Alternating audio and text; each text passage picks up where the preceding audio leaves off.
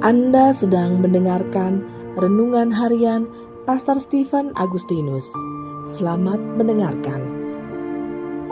Ketika Tuhan menyatakan rancangannya untuk membawa umatnya mengalami akselerasi dalam setiap progres atau kemajuan hidup mereka, diperlukan pengakurasian yang presisi pada beberapa aspek kehidupan. Hal pertama yang Tuhan tegaskan adalah aspek prioritas hidup. Roh Kudus menegaskan bahwa keakuratan kita dalam menetapkan urutan prioritas hidup sangat dipengaruhi oleh pertumbuhan pengenalan akan Tuhan dalam kehidupan kita. Efesus 1 ayat 17-18 versi terjemahan baru, dan meminta kepada Allah Tuhan kita Yesus Kristus, yaitu Bapa yang mulia itu, supaya Ia memberikan kepadamu roh hikmat dan wahyu untuk mengenal Dia dengan benar, dan supaya Ia menjadikan mata hatimu terang, agar kamu mengerti pengharapan apakah yang terkandung dalam panggilannya, betapa kayanya kemuliaan bagian yang ditentukannya bagi orang-orang kudus. Filipi 1 ayat 9-11 versi terjemahan baru. Dan inilah doaku, semoga kasihmu makin melimpah dalam pengetahuan yang benar dan dalam segala macam pengertian, sehingga kamu dapat memilih apa yang baik, supaya kamu suci dan tak bercacat menjelang hari Kristus, penuh dengan buah kebenaran yang dikerjakan oleh Yesus Kristus untuk memuliakan dan memuji Allah. Filipi 3 ayat 7-11 versi terjemahan baru. Tetapi apa yang dahulu merupakan keuntungan bagiku, sekarang kuanggap rugi karena Kristus.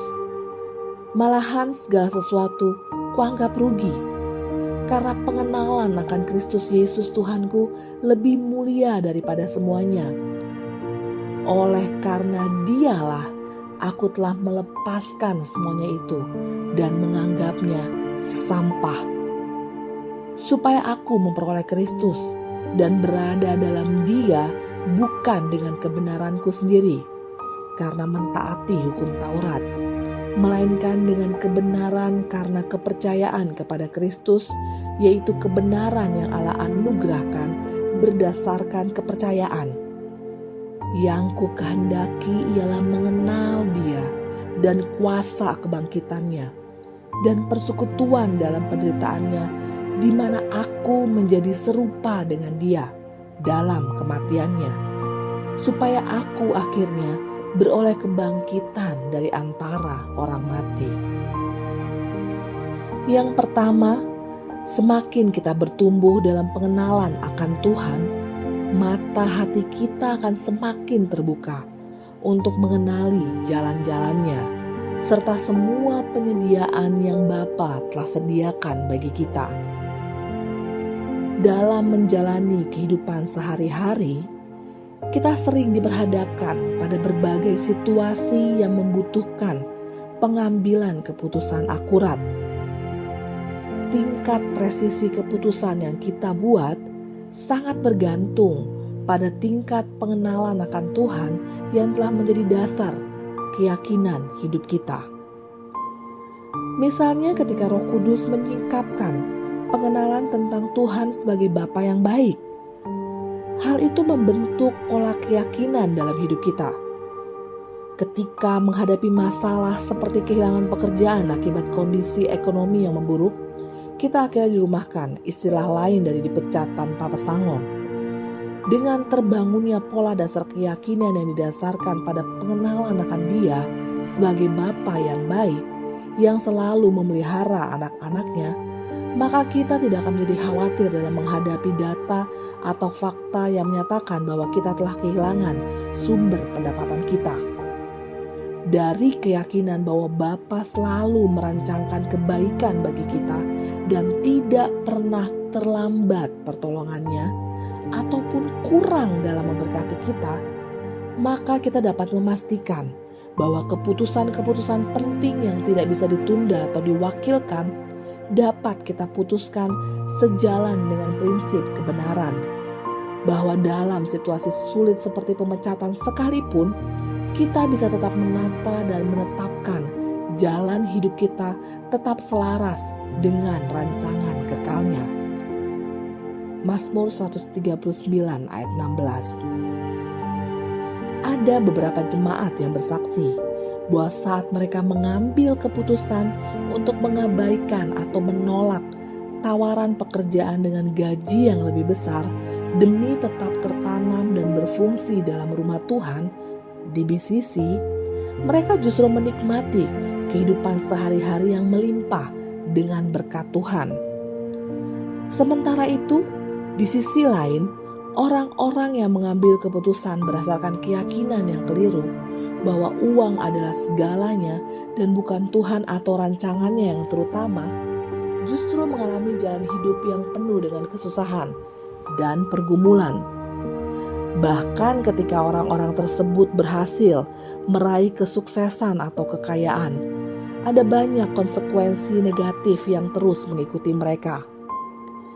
Pahamilah bahwa penetapan prioritas hidup yang kita miliki dalam hidup kita sangat dipengaruhi oleh dasar keyakinan yang sudah terbangun menjadi suatu pola dalam hidup kita. Yang kedua, semakin kita bertumbuh dalam pengenalan akan Tuhan, semakin bertumbuh pula takaran hikmat dalam hidup kita.